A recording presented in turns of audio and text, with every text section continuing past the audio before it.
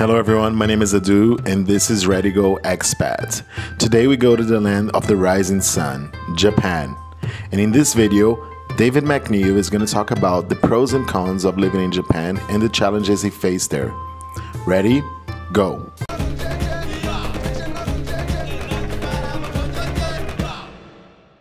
You knew the language. So when you got there, you could speak Japanese. I'm thinking that like the language was not a big challenge in the beginning, but you had other challenges. For example, you could speak. Could you also read Japanese? Could you also write in Japanese? And what other challenges did you have when you moved to Japan? Yeah, so I was very fortunate and probably didn't realize it for a while how fortunate I was to be going to Japan, speaking it, being able to read it and write it. So when I say write it, I should clarify that there was a time where I could write it by hand. I can no longer do that. But there in Japan, I was fortunate to be able to go and already speak the language. I was in university. I think I took the JLPT2 test. So basically it's a JLPT, Japanese Language Proficiency Test. And what was difficult from a Japanese speaking perspective and comprehension perspective was all of the honorific business discussion. I mean, not just in terms of the specific words, so the terminology, but also the formality. So I really had to learn how to be more, I don't know, when talking to seniors, be able to put myself lower in terms of the way I was speaking. Because really, and typically when you learn at school, you learn this kind of maybe slightly more polite, but like a base level in the middle of just having normal daily conversation. But when you're in an office environment, there's certain things you need to say, there's certain greetings, everything like that. So being able to put yourself below that, speaking upward from a humble position to your manager, being able to understand those dynamics and be able to communicate was a big learning for me. So I took extra lessons from a tutor on that. In terms of my other challenges, though, I think the biggest one was honestly to be able to make good friends in Japan. And especially now that I've lived in a couple of other places, I can see how it was difficult, more difficult than I experienced in Germany or now in Portugal. The reason for that is that Japanese people were more difficult to get to know. Of course, if you have a connection, if you have an in, which for me was people that I knew from my study abroad to Singapore. There was a Japanese lady that I knew there that then I met up with her, and then she introduced me to her friends. And of course, I had Japanese language classmates from university that were now living there. So I had that in as well. But without the in, it's very difficult to break into the circle and become, considered part of it. You're still kind of held at an arm's reach, like arm's length away. And so that was really hard with the locals and other expats. While there are a ton of them in Tokyo, it can also be difficult to get to know them. So in my case, I had coworkers that were fellow expats. What I didn't know until I got there was that I was one of the youngest, if not the youngest on the team. And as a result, other people had spouses, children, whatever the situation is, or just not really in the mood to go out and, socialize too much after work. So I was a bit left on my own there. And I think it just took a long time to build up those friendships. I still made some great ones, but I had to work at it. It took time. A lot of those didn't work out.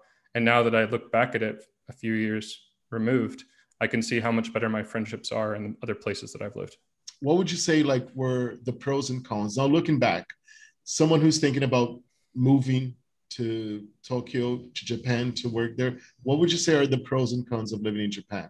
So it's very hard to describe in words, except that I would say it's probably the furthest that you can get from your typical Western, quote unquote, culture, Western world culture, while still being in an extremely industrialized, but extremely safe first world country. I mean, maybe that sort of statement is up for debate. You could say that about maybe a few countries. Of course, China is massively different as well. But just the amount of safety, the amount of comfort, like the crazy technology stuff, even though what you realize is that it's a little bit all for show. Like they have robots and they have this and that, but it doesn't really affect your daily life. And actually everyone's still using stamps that they have to use to sign something. Instead of a signature, it's a stamp. It's kind of a nightmare. And then I was remembering that very at the very point where I got off the plane, there was a guy, just outside waiting to show me some apartments and things, like kind of a relocation helper consultant guy that was hired by my company. And I went to the ATM to pull out some cash, and I realized at some point that I had pulled out $500 worth. And I was like, or actually maybe the bill was, I think the bill might've been for $100 worth. I think that's what it was. So I had a couple of those. And I was like, is anyone going to accept this? Is anyone going to take this bill? This bill is gigantic. How am I ever going to get change for this? And then the guy laughed. And truly, from that point forward, when you actually try to use it, everyone can exchange it. They break down these bills. And that just was also a shock to me. So,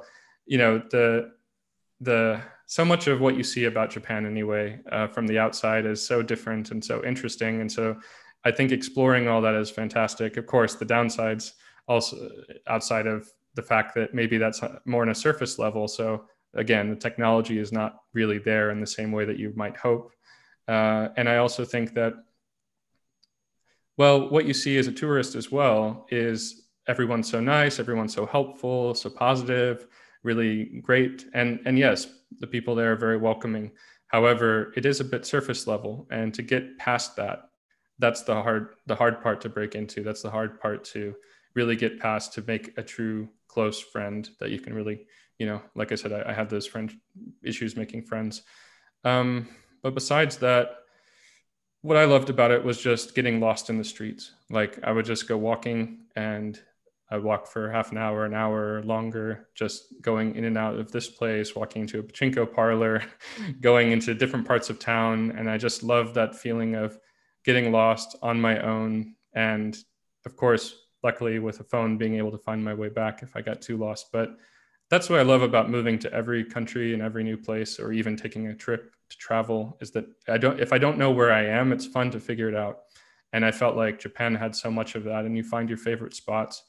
You find different subcultures going on. For me, it was, I really love live music. I love going to concerts. I love like rock and metal music. And so I found some friends that were doing that, and they had their own bands. So I'd go to those band shows, meet more people. And it was like 20 or maybe at max 50 people, and packed into this small little room, like a sound stage, practically like a little practice space, and just like putting on a show of 5 bands for $10. And it's just, that kind of thing was so fun. And man, I just have so many good memories of that time. So I absolutely loved it. But I do think on top of that, the culture was a challenge, not just personally, but also in the business setting. And ultimately, maybe we'll get to it a little bit later, but that's ultimately what led me to leave, was some of the challenges of finding good opportunities for work and dealing with the Japanese business culture, which can be quite different from American culture for business. Let's put it that way. How can people find you? How can you help people who are thinking about moving abroad? And so now that I've done Japan, now that I've done Germany, and now I'm in Portugal, my goal is to be able to help other people in the way that I wanted to be helped. So it started out with, like you said, the Expat Empire podcast, also a book that I wrote about working in Japan called Passport to Working in Japan. And that was my way to kind of give back to people that are interested in working there in the way that I was, and to share my knowledge and my experiences of living and working there. But also, yeah, we have a meetup here in Porto for Expat Empire Porto, for people that want to either visit the city or living here that are looking to meet other people, and hopefully more cities in the future. We have blog posts, everything like that at expatempire.com. But most importantly, what we're doing is individualized consulting services. So really helping people where they are now to be able to move where they want to move to. We help people moving from anywhere to anywhere. We have people that are working with us from all different backgrounds, from people who want to become digital nomads or retire abroad or find jobs abroad. And what we can do is to help you think through your visa options, look at different countries and cities that might fit your requirements, help with your resume and cover letter and job searching strategies in different countries based on our experiences. We have one-on-one coaching. We also have a partner network all over the world where these partners can help you to find houses in that country, or have immigration lawyers help you in that visa application process. So really, from start to finish, no matter where you are in the process, no matter where you're from and where you want to move to, our goal is to be able to at least offer a handful of services that will help. So I'd recommend people that are interested to check out our website, expatempire.com. And there you can also, whether you want to schedule a free 30-minute consulting call and we can talk through your situation, your needs, your wants, and how we can help you to achieve them. Or of course, if you want to get our free ebook, Top 10 Tips for Moving Abroad, you can download it right on the website. So we'd love to hear from anyone that's interested.